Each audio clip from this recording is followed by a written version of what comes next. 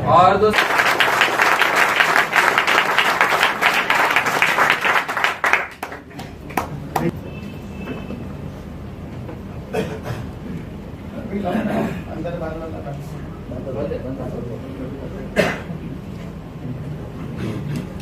आप सभी का स्वामी डायरेक्ट में स्वागत है।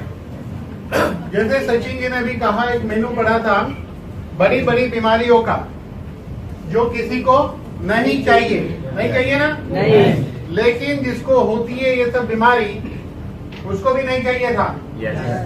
जिसको कैंसर हुआ चाहिए था क्या? नहीं। फिर भी हुआ ना? किडनी फेल हुई? किसी को भी कोई बीमारी नहीं चाहिए, उसके बावजूद बीमारी होती है। वो ले लो, वो लेडी बाहर गई थी, बोल गई।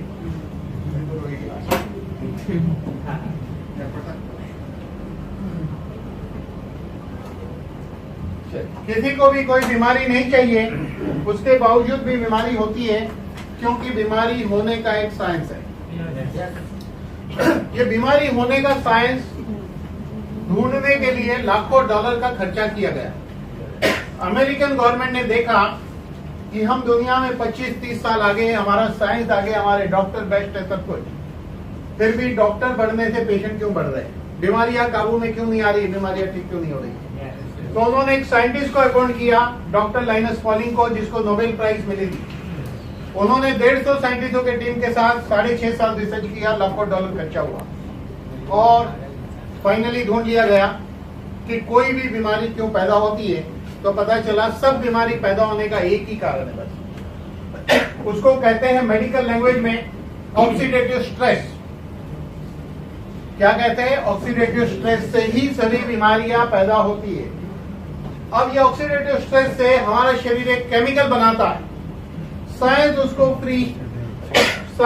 फ्री रेडिकल कहता है, और जो सारी बीमारी पैदा करता है।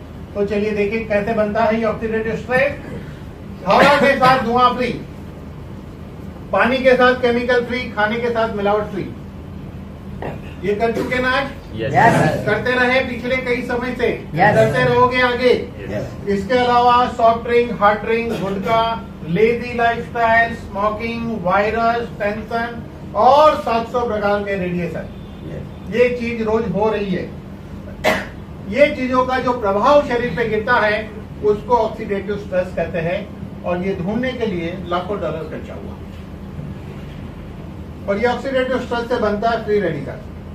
ये फ्री रेडिकल के पास इलेक्ट्रॉन की कमी रहती है, वो अपनी सर्किट को कंप्लीट करने इलेक्ट्रॉन ढूंढता है, पर वो इलेक्ट्रॉन लेने के लिए पैंक्रियास के सेल पे अटैक करके लगातार यहाँ से इलेक्ट्रॉन चुराएगा, और ये घटना कुछ सालों तक चलेगी। तो क्या होगा?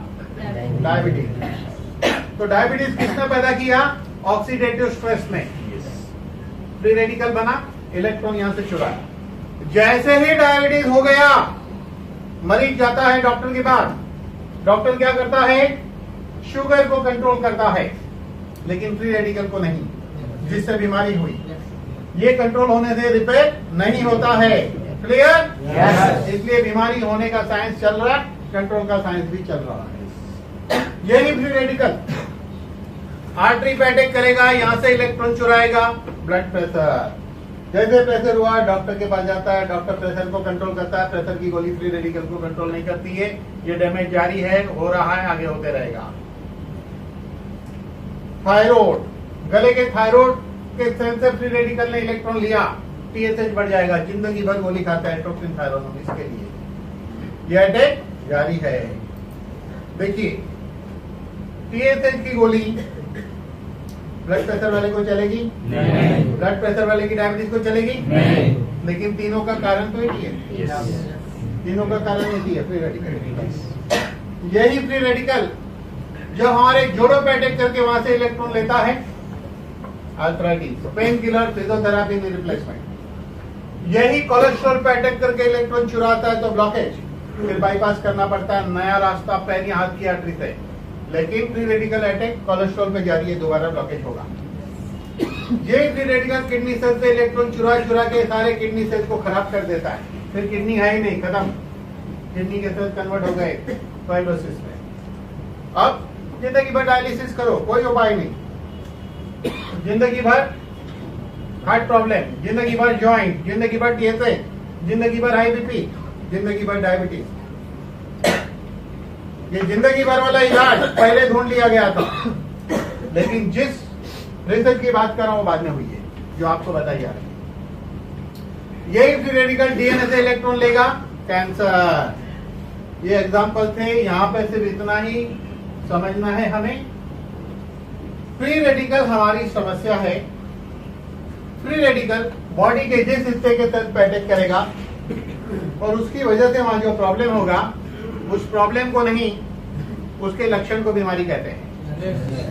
साइंस प्रॉब्लम को ट्रीट करता है, लक्षण को ट्रीट करता है। क्लियर? यही फ्री रेडिकल आंखों के तल पे अटैक करेगा तो आंख की बीमारी, ब्रेन पे करेगा। ब्रेन की एग्जांपल दे, सबकी कहानी एक ही। तो एलोपैथी साइंस कंट्रोल का साइंस है, बीमारी होने का साइंस हमने देखा ऑक्सीडेटिव स्ट्रेस, फ्री रेडिकल। हमें चाहिए बीमारी नहीं होने का साइंस, जिसकी खोज हो चुकी है और जिसका नाम है मॉलिक्यूलर टेक्नोलॉजी।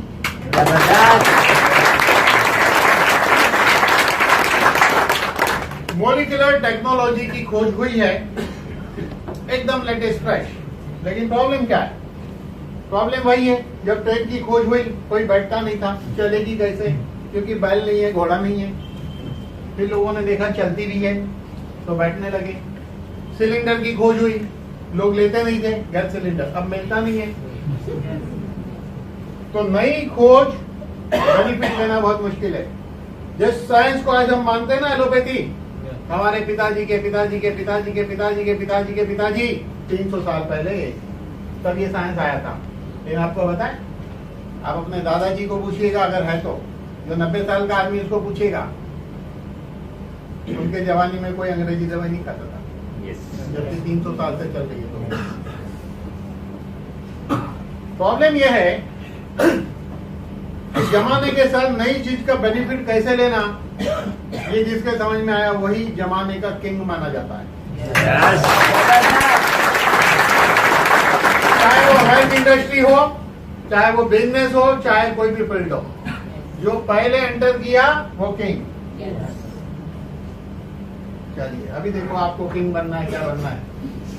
तो मॉलिक्यूलर टेक्नोलॉजी के 3 प्रिंसिपल है। पहला प्रिंसिपल, फ्री रेडिकल से बचो, जो हमारी समस्या है। 18 साल की उम्र के बाद हमारी फ्री रेडिकल के सामने लड़ने की क्षमता कम होती है, 40 के बाद और कम होती है। इसीलिए देखिए, जो इंसान 40 क्रॉस कर चुका है, 50 के करीब है, ऐसे 100 लोगों का इंटरव्यू लीजिए आपके पहचान वाले का, आपको सरप्राइज होगा, करीब करीब 97 लोग 100 में से कोई ना कोई दवाई खा के अपना जीवन चला रहे। क्या यही जिंदगी है? और उसके बावजूद मजा थोड़ी आ रही है। डर डर के जी रहा है। 45 साल का आदमी बीपी की गोली खा रहा है, डर डर के जी रहा है। 2 दिन भूल गया तो डर है, पैरालाइज आ जाएगा तो, अटैक आ गया तो। कभी कभी 2 बार खा लेता है तो उसको लगता खा ही नहीं है। हाँ, तो ये सारी समस्या ऐसे डर वाला जीवन चाहिए नहीं। तो इसीलिए अगर हम चाहते हैं कि कोई बीमारी ना हो, तो 18 साल के बाद एक गोली खानी है बायो प्रोटेक्टर। 40 के बाद एक गोली 2 बार खानी है, तो हम फ्री रेडिकल से बच सकते हैं। जो फ्री रेडिकल से बचेंगे वो सभी बीमारी से बच सकते हैं, है ना? क्लियर? इसके अंदर टेट्रा हाइड्रोकुलकुलमीन नाम का मॉलिक्यूल है जो सभी फ्री रेडिकल को न्यूट्रलाइज कर सकता है। ये रिसर्च हो चुकी है, इसको कोई चैलेंज नहीं कर सकता। एमडी डॉक्टर साइंटिस्ट को चैलेंज नहीं कर सकता। चलिए आगे, रूल नंबर 2। रूल नंबर 2 क्या है? मैग्नीशियम। पहला रूल हमारे शरीर के सेल्स को फ्री रेडिकल से बचाने वाला है, लेकिन दूसरा रूल हमारे सेल्स में काम करना चाहिए, काम करना चाहिए। ये किताब है, इसमें बताया है कि हमारे सेल्स के 300 से ज्यादा कार्य मैग्नीशियम चलाता है। सेल्स का काम, जो 300 से ज्यादा कार्य मैग्नीशियम चलाता है, वो नहीं होता है तो उसे बीमारी समझा जाता है। जैसे नींद नहीं आना, मैग्नीशियम की कमी है, लेकिन उसे नाम दिया गया है इंसोम्निया। इंसोम्निया नाम दिया गया है, नींद की अलग से गोली मिलती है। डिप्रेशन, मैग्नीशियम की कमी है, अलग से दवाई नहीं पड़ती है। कॉन्स्टिपेशन, मैग्नीशियम की कमी। एक इंसान रास्ते में अटैक आया, बच नहीं पाया, मैग्नीशियम की कमी थी। डॉक्टर कहते 15 मिनट पहले लाते तो बचा लेता, मैग्नीशियम की कमी। एक आदमी कंफ्यूज है, मैग्नीशियम की कमी। 300 से ज्यादा कार्य मैग्नीशियम करता है। जिसकी बोन डेंसिटी कम हो जाती है ना, ऑस्टियोपोरोसिस, मैग्नीशियम की वजह से। जो मैग्नीशियम कैल्शियम मेटाबॉलिज्म करता है। जितनी भी कैल्शियम खाइए, मैग्नीशियम नहीं मिलेगा तो कैल्शियम बेकार। रिसर्च हो गई है। तो 300 कार्य इसमें जिक्र किया गया इस किताब में। 12 साल के बाद एक गोली लेनी चाहिए, 25 के बाद एक गोली 2 बार। क्यों लेनी चाहिए? क्योंकि मैग्नीशियम हमारी बॉडी उत्पन्न नहीं करता है, बहुत कम खाने वाली चीजों में पाया जाता है। जो खाने वाली चीजों में पाया जाता है हम रोज नहीं खाते हैं, और खाते तो क्वांटिटी में नहीं खाते, इसलिए रोज हमें मैग्नीशियम नहीं मिलता है। और रूल नंबर 3 ये है, पहला रूल फ्री रेडिकल से बचो, दूसरा रूल सेल्स में काम करना चाहिए, तीसरा रूल सेल्स को पोषक तत्व चाहिए। कितने चाहिए? 46 चाहिए। लेकिन हम खाते क्या है? Junk food, fast food, pizza, pav bhaji, burger. मजेदार है? मामा खाने का बड़ा, उसमें मामा किधर है? ये एक समस्या है कि नहीं? तो ना तो पिज्जा से खराब होती है, ना पाव भाजी से होती है। कल ही मैंने डोमिनोज का पिज्जा खाया। कल का डिनर ही पिज्जा था। पिज्जा एंड वो क्या, वो एक ब्रेड आता है ना उनका एक अलग, वो चीज के साथ खाया जाता है, वो खाएगा। हाँ, गार्लिक ब्रेड।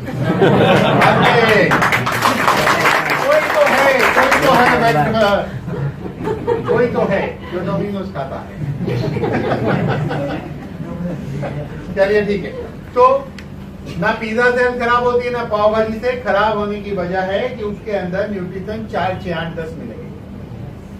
अगर 10 मिले आपको फास्ट फूड में से, तो बाकी 36 कहां से लाओगे? इसीलिए लोग कहते हैं मैं घर का खाना खाता हूं। ठीक है भाई, 20 बाई 26 मिलेगा। 26 मिला तो बाकी का 20 कहां से लाओगे? इसका मतलब अच्छे से अच्छा खाना खाइए, आपको 46 न्यूट्रिशन नहीं मिलेगा, नहीं मिलेगा, पक्की बात है। तो फिर मिलेगा कहां से? ये भी तो समझते हैं। ये मिलेगा पूरे पृथ्वी के ऊपर एक ही चीज में से मिलता है, वो है स्पिरुलिना, जो समंदर की वनस्पति है। साइंटिस्टों के मुताबिक 200-250 करोड़ साल पहले ये वनस्पति समंदर में उत्पन्न हुई थी। कछुआ जिसको खाता है, इसीलिए 300 से 500 साल जीता है अपनी जिंदगी में, शायद ही कभी बीमार रहता है। और इसकी 35 अलग अलग प्रजाति होती है। सबसे उच्च प्रजाति का नाम है स्पिरुलिना प्रीटेंशियस, जो हिंदुस्तान में सिर्फ सानी के जरिए मिलता है।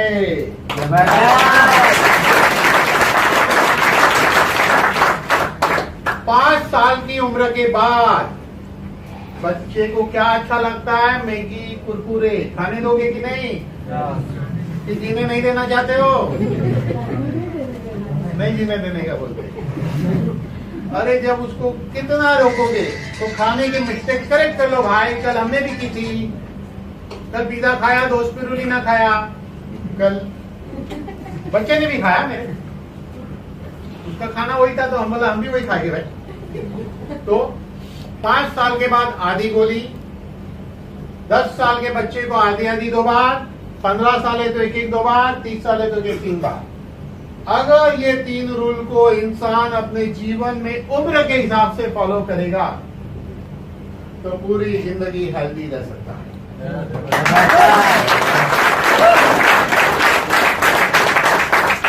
अब यहाँ सवाल ये आता है, हमने तो हेल्दी आदमी की बात की ना, तो बीमारों का क्या बीमार को लेना चाहिए या नहीं लेना चाहिए? नहीं लेना चाहिए, ताकि वो और बीमार हो, जल्दी ऊपर जाए, घर में जगह बन जाए। किसने कहा था? चलिए समझो, मेरे सामने एक डायबिटीज का मरीज है। हेल्दी आदमी को तो खाना हो गया, बीमार आदमी की बात है। सामने डायबिटीज का मरीज है, क्या उसको खाना चाहिए या नहीं? क्यों लेकिन पहले मेरा प्रश्न है डायबिटीज के मरीज को, क्या आप डायबिटीज ठीक करना चाहते हैं? वो कहेगा हाँ हाँ ठीक करना है। मैं कहूँगा रहने दो ना यार, मिठाई वाले हो, 600-700 रुपए किलो लोग मिठाई खाते हैं, आप पहले मिठाई लेके बैठे हो, रहने दो। क्या बोलेगा मालूम है? नहीं वो डायबिटीज है ना, बहुत डेंजर बीमारी है। क्या है डेंजर भाई? नहीं वो डायबिटीज में क्या होता है, पैर का नोज खराब होता है, किडनी खराब होने का चांस है, हार्ट अटैक आने का चांस है, डायबिटिक न्यूरोपैथी होता है, सब होता है ना, इसलिए डायबिटीज ठीक करना। बाकी कोई प्रॉब्लम नहीं मिठाई वाले भाई। अच्छा अभी मुझे बताइए, पैर की नर्व सेल से बनी है, हार्ट सेल से बना है, किडनी सेल से बना है, आंख सेल से बना है, ब्रेन सेल से बना है। अगर डायबिटीज वाला ये 3 प्रोडक्ट को फॉलो करेगा तो सेल खराब होएगा क्या? नहीं। तो डायबिटीज कुछ बिगाड़ सकता है क्या? नहीं। तो पहले किसको बचाना है? सेल्स को बचाना है। तो डायबिटीज सेल्स को ही डैमेज करता है, इसलिए डायबिटीज को लेकर जरूरी है। अब वो डायबिटीज कंट्रोल करने के लिए अंग्रेजी दवाई खाएं, खाने पे कंट्रोल करें, एक्सरसाइज करें, ये प्रोडक्ट खाएं, हमारी तरह नॉर्मल लाइफ जिएगा वो आदमी जिंदगी में। अब जब कर लिए है तो उधर स्विमिंग तो करते रहना पड़ेगा। हाँ, उधर की स्विमिंग चालू रखो, लेकिन हम डूबने नहीं देंगे तुम्हें। क्लियर? इसी तरह कोई भी मरीज है उसको ये प्रोडक्ट खाने से उस बीमारी में वो बीमारी आगे नहीं बढ़ेगी, नए कॉम्प्लिकेशन नहीं होंगे, काफी हद तक आदमी पीछे भी जा सकता है। क्लियर? इसलिए उम्र के हिसाब से मरीज और हेल्दी सभी ने इसको फॉलो करना है। और प्रॉब्लम के हिसाब से भी कुछ प्रोडक्ट हमारे पास है, डायबिटीज के लिए स्पेशल प्रोडक्ट भी है, जॉइंट के लिए, वो सब है, प्रोडक्ट ट्रेनिंग में बताया जाएगा। चलिए अभी इसको बनाता कौन है? तो इसको बनाने वाली कंपनी इस पृथ्वी की सबसे बड़ी कंपनी है। सबसे बड़ी मीन सबसे बड़ी। आज से 30 साल पहले 1988 में सविंसा कॉर्पोरेशन के रूप में इस कंपनी की स्थापना अमेरिका में हुई और 96 में एक बड़ा आविष्कार हुआ।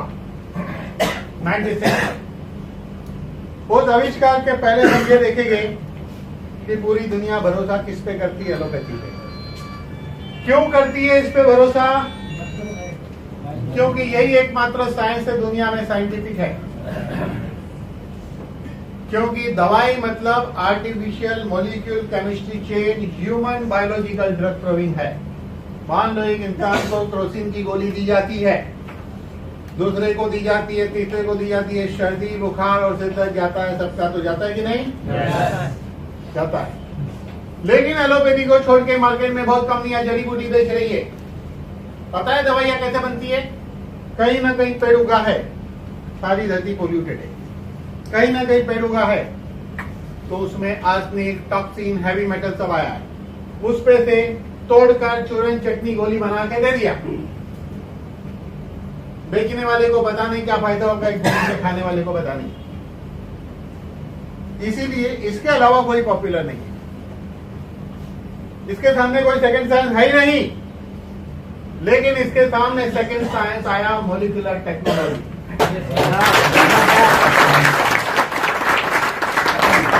अब मैं कहूंगा ये दूसरा साइंस है, तीसरा है ही नहीं।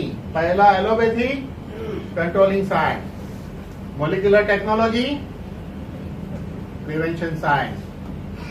ये कहते हैं, ध्यान दो, एलोपैथी कहते हैं आप बीमार गिरेंगे तो हम है, मॉलिक्यूलर टेक्नोलॉजी कहता है हम है तो आप बीमार क्यों गिरेंगे?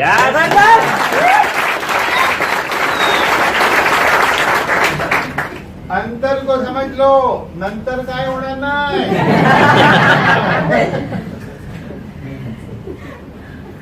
नंतर बीमारी चलिए ठीक है। तो 96 में सबसे पहले काली मिरी में से मॉलिक्यूल निकाला गया जो काम की चीज है, बाकी कचरा फेंक दिया। उसको नाम कंपनी ने खुद बायोप्रिन रखा, 2 mg, 4 mg, 6 mg प्रूव किया, क्या फायदा होता है, पेटेंट लिया गया। एलोपैथी स्टाइल में प्रूव किया मतलब दवाई बन गई।